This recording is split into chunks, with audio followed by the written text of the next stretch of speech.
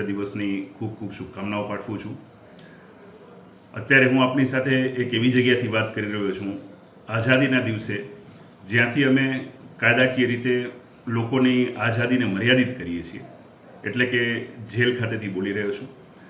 પણ અમે જેલમાં બંદીવાનોને કાયદેસરની આઝાદીને સીમિત કરી, પરંતુ તેમના માનવાધિકારો, તેમનું આત્મસન્માન અને તેમનામાં સુધારાનો અવકાશ જીવિત રહે એ પ્રકારે અમને તેમની આઝાદીને સીમિત કરીએ છીએ.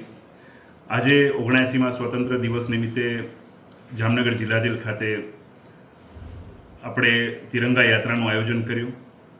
ધ્વજવંદન કરી અને બાળકોને કેદીઓમાં મીઠાઈનું વિતરણ કર્યું અને બંદીવાનો સાથે વૃક્ષારોપણના કાર્યક્રમનું આયોજન કર્યું.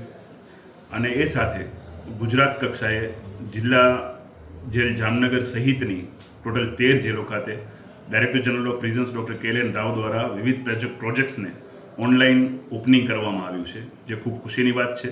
હું ફરીથી તમામને 79મા સ્વાતંત્ર્ય દિવસની ખૂબ ખૂબ શુભકામનાઓ પાઠવું છું. Thank you.